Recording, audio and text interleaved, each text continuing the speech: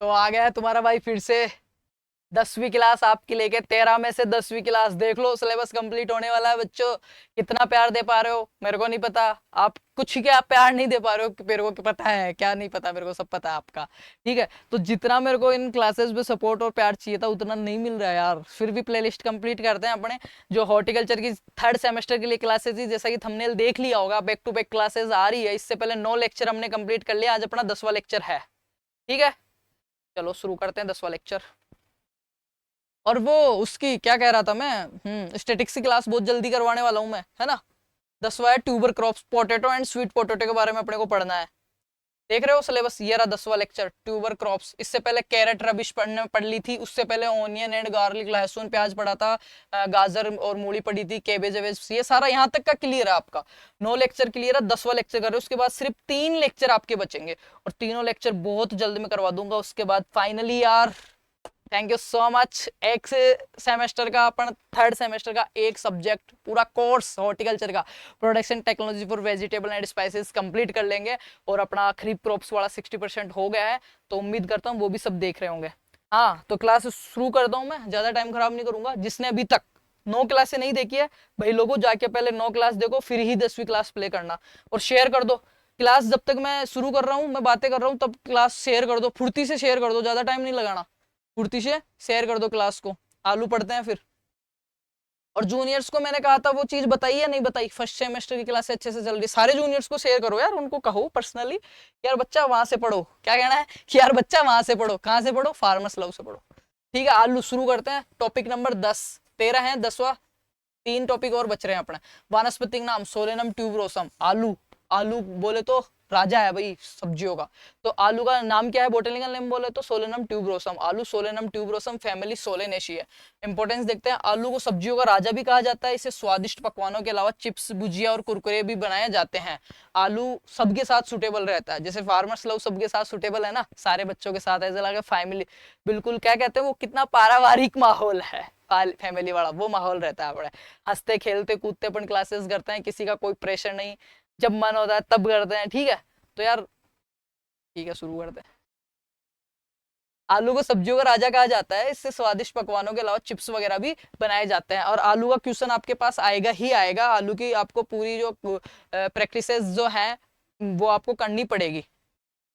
आलू एक पूर्ण पोषक खाद्य है। आलू की उत्पत्ति स्थान दक्षिण अमेरिका है। ओरिजिन ऑफ आलू क्या है, ओरिजिन स्पेस जो है आलू का दक्षिण अमेरिका है। आलू का नाम सुलेनम ट्यूबरोसम है। फैमिली इसकी सोलेनेशी है। देखते हैं, राजस्थान में भरतपुर, धौलपुर, अलवर, कोटा में आलू पाया जाता है।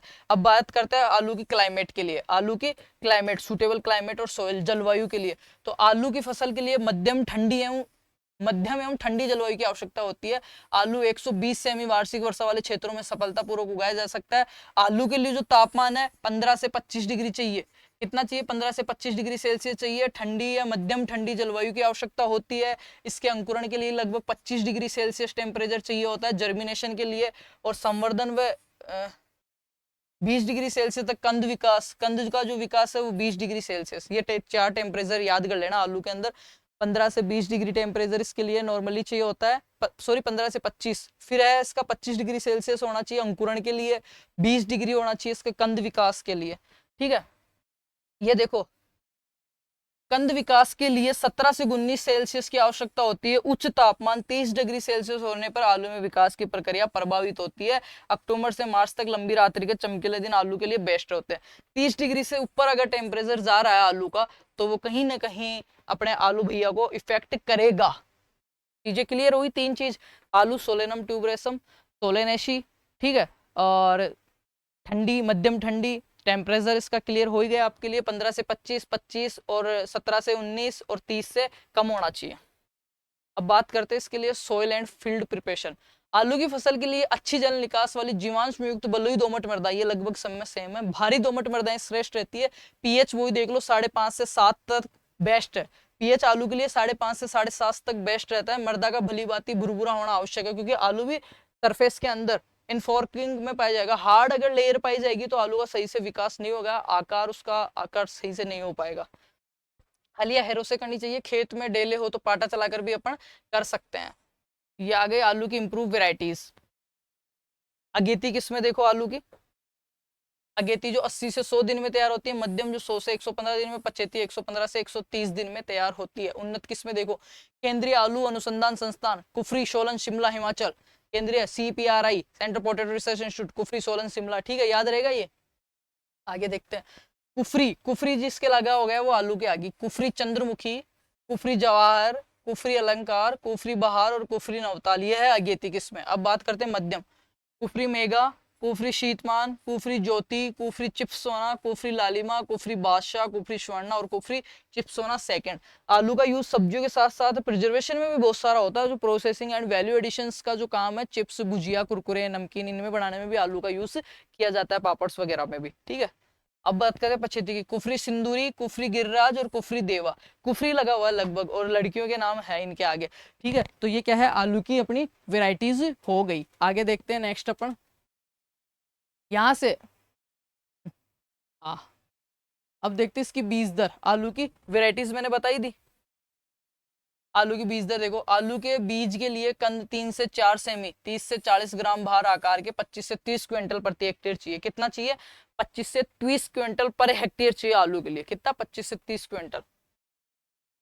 अगेती फसल के लिए समूचे कंद ही बोए जाते हैं। मध्यम में पछेती के लिए कंद की लंबाई 2 से 3 आंख वाले टुकड़े चाहिए होते हैं अपने को, 2 से 3 आंख वाले, 25 से 30 क्विंटल। याद रहेगा। बीजोपचार जो करते हैं, आलू के कंदों को बुआई से पहले 0.25% एरिटोन से उपचारित करते हैं, अथवा 3% बोरिक अम्ल से उपचारित करते हैं। या तो एरिटोन या बोरिक एसिड, या तो एरिटोन या बोरिक एसिड। किसके लिए, आलू के कंदों को उपचारित करने के लिए, सीड उपचारित करने के लिए। आलू के कंद खुदाई के तुरंत बाद बोने पर 2 से 3 माह तक सुसुप्तावस्था में रहते हैं, इस कारण अंकुरण नहीं होता। आलू को तुरंत, अगर अपन में कोई, मेरे पास आलू है, तुरंत में खुदाई करके लिया है कंद और उनको लगा दिया ले जाके, तो वो जर्मिनेट नहीं होंगे। क्यों नहीं होंगे बच्चा, वो रहेंगे डोरमेंसी पीरियड में 2 से 3 महीने के लिए। सुसुप्तावस्था में रहने के कारण अंकुरित नहीं होता है। कंदों की सुसुप्तावस्था दूर करने के लिए कंद के टुकड़ों को 1% थायो यूरिया से या जिब्रेलिकल अम्ल से तोड़ते हैं। जब अपन डोरमेंसी पढ़ रहे थे, तो डोरमेंसी ब्रेकर्स में सबसे महत्वपूर्ण आलू के लिए थायो यूरिया है। 1% थायो यूरिया से करते हैं तो उसकी डोरमेंसी टूट जाती है और वो अंकुरण अपना आसानी से हो जाता है। थायो यूरिया की 1 किग्रा मात्रा 10 लीटर पानी में 10 क्विंटल आलू के कंदों को उपचारित करने के लिए, मतलब 1% हो गया ना। दीमक, फफूंद और जमीन जनित रोगों के बचाव के लिए बीज को 5 लीटर देसी गाय के गोमूत्र में उपचारित करते हैं।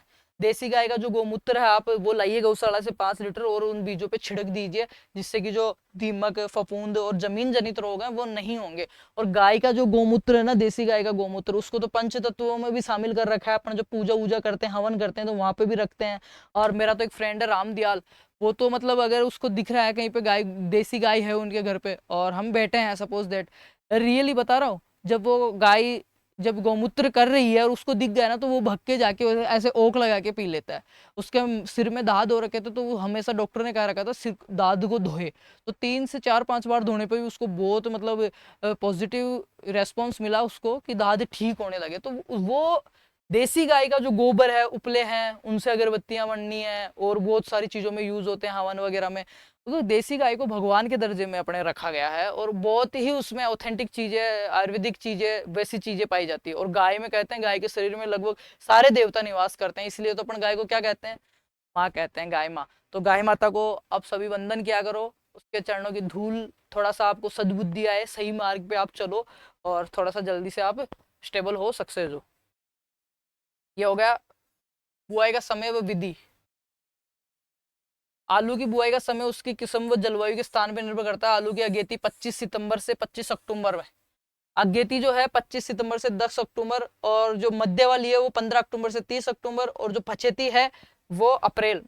ये देखो, पहाड़ी व उच्च मार्च से अप्रैल में, पहाड़ी क्षेत्रों में मार्च से अप्रैल में इसका अपन बुआई कर सकते हैं। समतल भूमि में आलू की बोना, समतल भूमि में भी अपन कैसे कैसे बो सकते हैं वो तरीके देखो। समतल भूमि पे अपन आलू को बो सकते हैं, बिल्कुल फ्लैट बेड पे अपन आलू को लगा सकते हैं। या फिर अपन समतल खेत में बुआई के बाद, पहले आलू को रख के बुआई के बाद मिट्टी चढ़ा सकते हैं अपन, जिसको बोलते हैं अर्थिंग, अंधी गुड़ाई आलू में। ठीक है, तो वो 15 से 25 सेमी के अंतर पे करते हैं, 60 सेमी दूर पे इसमें आलू की जाती है। मेढ़ों पे धोरे बना के अपन आलू की बुआई, अपन उन मेढ़ों के ऊपर धोरे जो अपन होते हैं ना, डोली डोली बना के उस पर कर सकते हैं, ताकि अच्छे से उसमें ग्रोथ विकास हो सके। पोटैटो प्लांटर से बुआई कर सकते हैं। खाद व उर्वरक देख लो आलू में। आलू की अधिक उपज के लिए 125 से 150 टन गोबर की खाद 50 किलो नीम की खड़ी, 50 किलो अरंडी खड़ी, इनमें से कुछ भी अपन यूज कर सकते हैं। अब देखते हैं एनपीके इसमें कितना लेते हैं। 100 से 120 ग्राम नाइट्रोजन दिख रहा होगा आपको।